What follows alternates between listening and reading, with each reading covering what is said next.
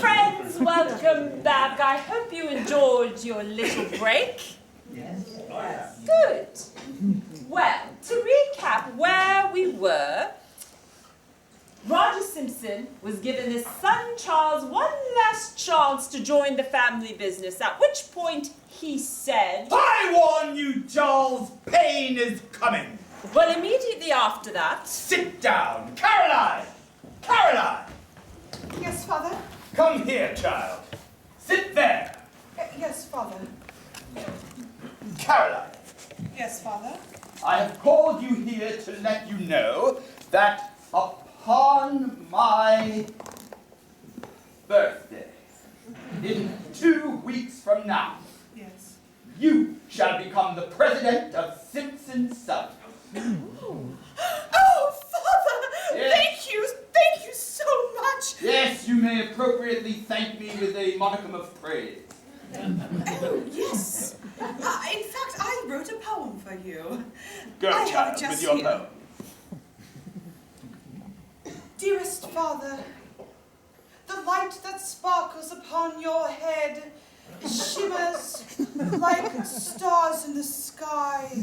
My thanks for you is as eternal as the galaxies above and the hell below. Aha! King Lear had not better daughters. Congratulations. This is something that you had wanted, and Father, it seems that everything has worked out. Oh, has it really, Charles? Because not only have I made Caroline the president of the company, but you, sir, are dead to me. You are completely stricken from our will, completely stricken from my life, and completely banished from my home. Both of you No, were... Father, you can't do that. It is done! Father, you, I had nothing to do with this, Charles. Please believe me. both of you, from the beginning, day one, were against me. Only Mother was on my side. Don't you dare raise your mother's name in your defense. Your mother wanted nothing more than for you to fulfill your responsibilities to this household. You cannot tell me what to do anymore, Father. Apparently, I am no longer part of your family, so you have no right to tell me... Please stop this! This is not what Mother would have wanted.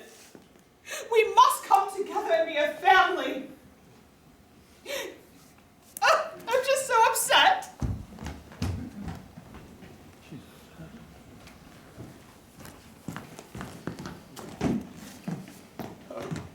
Excuse me.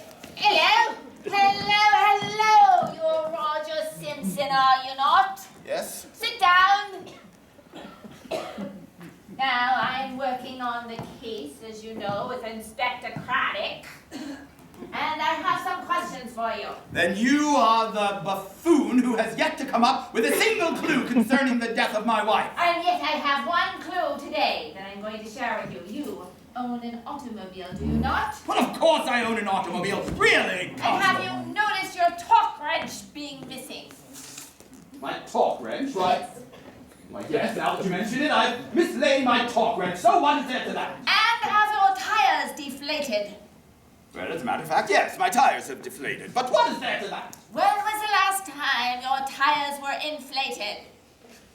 Well, as a matter of fact, as an astute businessman, I keep careful mental records of my auto maintenance.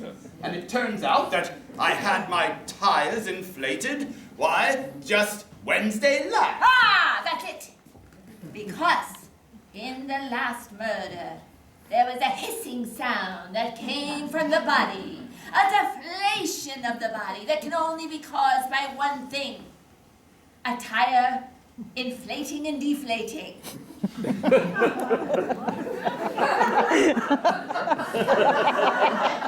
Yes, that is it. Absolutely. Are you suggesting that the deflating sound of my tires killed a person? Great portrait. Yes, I am. Is that your father? What are you talking about? How on earth could the deflating sound of... Will you look at me, Constable? Let me tell you something. I might not have a lot of friends, but I had one person whose life meant more to me than anything in the world, and that person has been viciously taken away from me. It is your job to find out who did it. And instead of being here talking about pictures hanging upon my wall and spouting your ridiculous theories about hissing tires, I suggest you get out there and do some police work. Now you listen to me. Sit down. That's right, I'm doing police work. I don't let any criminals get off my watch. And what I know is that the accountant that worked for your rival was found like a deflated tire. And you, owning an automobile, are a suspect. And I will bring my information back. That is a ridiculously tenuous connection. That's what I have. And that's what I'm bringing to Detective Craddock. Good day, sir. Jane, thank you so much for meeting me here in the garden. In my garden, you're welcome. Yes, why, your petunias look lovely this time of year. Yes, thank you. Oh, how wonderful it is that we've crossed paths once again. My dear, it is under unfortunate circumstances that it constantly happens, and I'm so sorry for that. There's this business of murder. Murder is such an unpleasant business. It truly is, and Jane, I'm ever so thankful to have you, as for so many years I've been a detective and trying to solve these cases, but frankly, the officers who work under me have peculiar methods. Why, one of them obsesses over handwriting for some reason, and the other one takes very exclusive evidence and tries to link it to the case. I'm not sure I understand where they're coming from. Oh dear, that is a problem. Well, let's discuss this then, as we normally do. What do you have so far? What are your suspicions? Well, the rivalry between the Blackwells and the Simpsons is second only to that between the Montagues and the Capulets. Yes. Why, the soap industry has seen many dirty tricks pulled over the years. For 100 years' time, I believe the two families have been at each other's throats. Indeed. Nasty deeds, one finding their entire house filled with suds. It's a blood feud, one dead from each family. I was so caught off guard to hear that old man Blackwell was actually dead. Yes, well, there's a little bit of gossip around that, actually. No, do spill the tea. Well, he was found to be dead. Well, it is so unchristian of me to say it, but Out I with can't Jane. look at you when I say it. Oh. He was found to be dead in an inn. Oh, Yes. And it appears he had a cardiac arrest, oh. doing some extracurricular activities. And I do believe it involved, well, the victim of the first murder. Oh, dear. Yes, they were continuing. What do you say to that? Wait, who died first, I may ask? Well, clearly the Blackwell fellow. Yes, that. Women usually outlive the men anyway. Well, Mrs. Simpson was found with a tie around her neck. Someone must have known about this. Someone who has a vested interest in that not happening must have. And I know what you might think. Well, the obvious person is usually the obvious case. Lady Blackwell. Obviously. I'm not sure. I believe there are other people we could look into as well. I tell you what, Craddock. You do your snooping and I shall do mine. Very well, but all this talk of murder and death makes me want to take a bath. I have my favorite Blackwell raspberry on hand, so I think I'll go do a little scrubbing down. Oh, lovely. Felicia, thank you for having me in your home. Well, absolutely. My love. My couldn't wait to see you again, Alicia. Oh, Charles, finally, Yes. I think we've got it. I tried to get into the job, into the Blackwell business and be a secretary so I could get rid of the pigs and get rid of the soap. Alicia, I'm done with all that. I just want to imagine my life with you together in some cottage out, perhaps in the countryside of France. Me doing my artwork and you doing whatever it is that you do. Well, you know Parliament's voted that ladies can now be a part of the House of Lords. Yes. I have ambition. I'm tired of my mother telling me I can't do what I want to do, making me her servant, lying for her. Very good. So, I see a lot of passion in your eyes, huh? Yes, as Yes. long as you won't make me just a little housewife, your servant. Of course not, Alicia. You know, my mother had always told me in some ways that I'm a dirty, dirty boy. Well, I'll show you how to get that cleaned up. Oh, I bet you will. Margaret, come quickly to the dogs.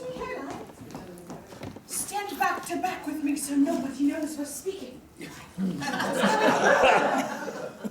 I asked you to meet me by the docks because I have big news to share. What is it? What is it? So I know that I had told you to go to my brother and seduce him so you could get a job at the soap factory, so our relationship could just kind of magically blossom. Did you happen to know that he turned me down? Oh, turns out. He turned you down? Well, that's okay, because it was a scheme, you see. I wanted you in there so that we can make our meeting quite a natural occurrence. But in reality, give me your hand. I am in love with you. And now... I so long to hear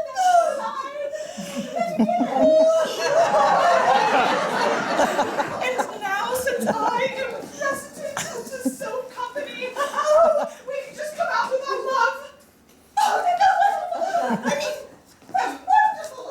But I fear that Papa is not as modern as I would like, and, well, I do think he would frown upon our relationship.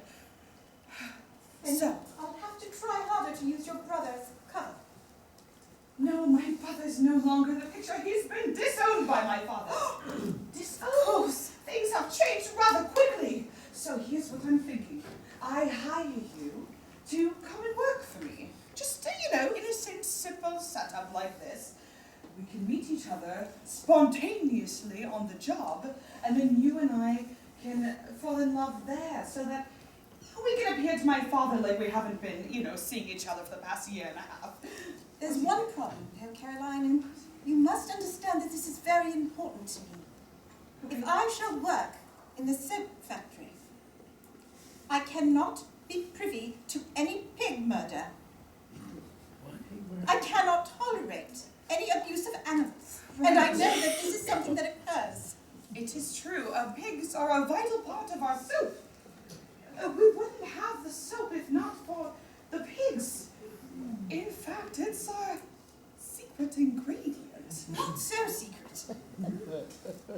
I'm afraid that I may have to bring in some products to replace the pigs. But it won't work. The pigs mixed with the baking soda. That is what creates the icicles, don't you see? How can you be so loving and warm, and yet so cruel to a poor little piglet? Because look how dirty they are, ridding the whole world of dirtiness. Pigs are as dirty as they get. Excuse me, let me get something out of my purse.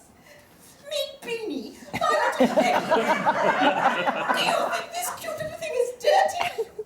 Look at that little tail. You better keep it away from me or I'll turn it into soap. Detective Inspector Craddock. Make it quick, Hoppity. I wish to meet with Mr. Simpson at once. Oh, drop the pretense, honey. Mummy's here. Don't let anyone see. Oh, sweetie, I just wanted to make sure that you were okay. It seemed that you were losing a little of your confidence. Oh, come on, look at me. Mommy loves you. Mommy loves you. Mommy, I'm Mommy's little boy. Okay, I said it. You are smart,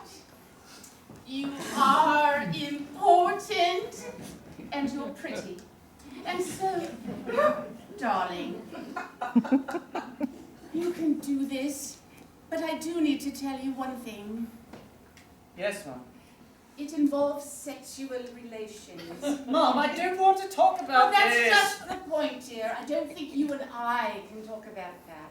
So I'm going to not speak to you about any of the evidence that I might find around that topic, because it makes you very uncomfortable, and me, oh, visuals. I'm so going to give it over to Inspector Cribble Creek, and I shall take care of the torch. Very well, Mother, but I must meet Mr. Simpson.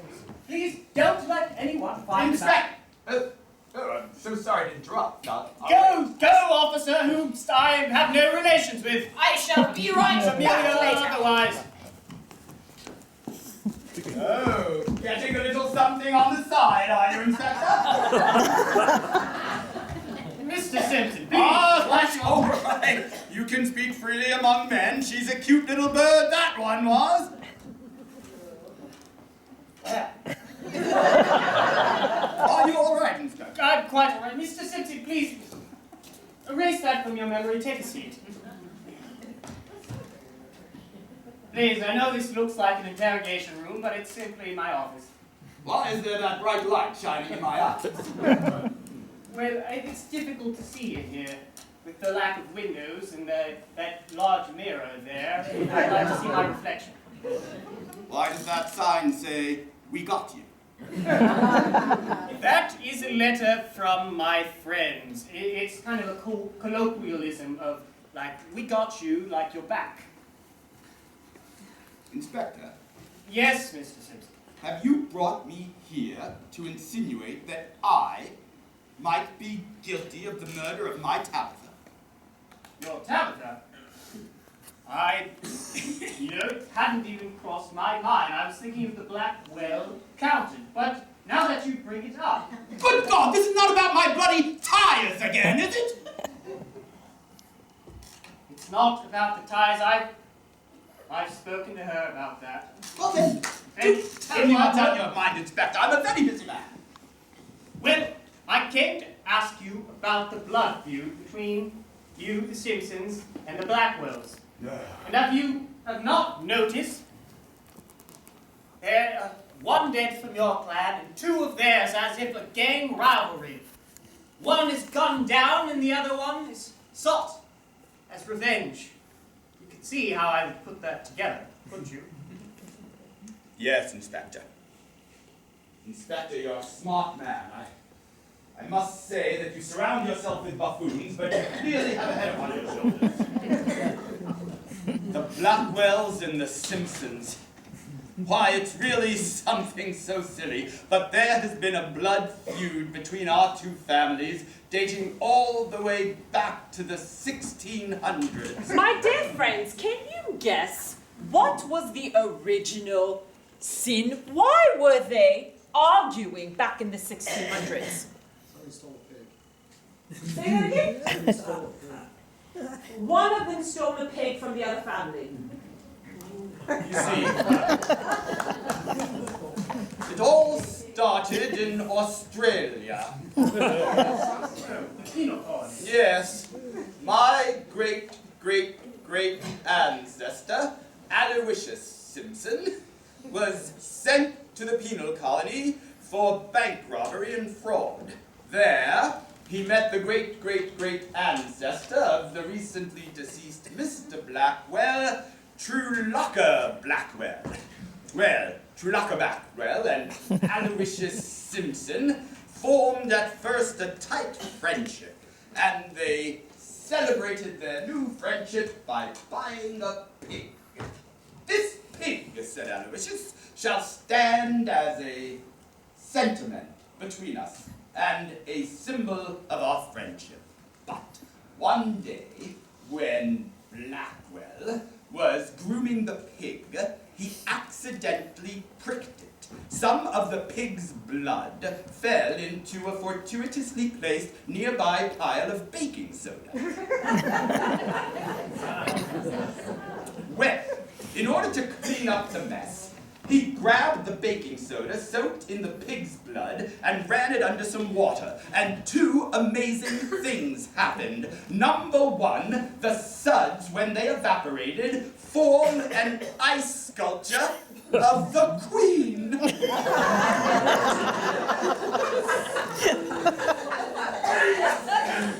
And number two, his hands were remarkably clean. Well, you see, my great-great-great ancestor Aloysius was watching the whole thing. And this is where there's a stain upon our family. It was that moment when Aloysius realized the fortune to be made from soap that could turn itself into various ice sculptures. And without thinking, he picked up a nearby sledgehammer and he killed poor Blackwell on the spot. Yes. He took the suds and the blood and the pig and he ran off. But, unbeknownst to him, at that point he was also being watched by Blackwell's son. What was that boy's name? Peter. Unexpected. Yes. So, the blood feud has been going on since the 1600s, and no doubt your family has been telling you this same story. Carry on this pig's blood feud until the end of time. But don't you understand, Inspector? I wanted to end the feud. You see, as much as I love Tabitha, I, as a younger man, had an indiscretion. Oh. I had a fleeting affair with Blackwell's wife. How many years ago was this? Oh, who can do the math? I had a pet name for her. I called her Peggy. She and I had a brief dalliance, but it didn't last. For truly, my heart was wed soulfully and truthfully to Tabitha. But having slept now with women from both families, I realized, isn't having sex more fun than fighting?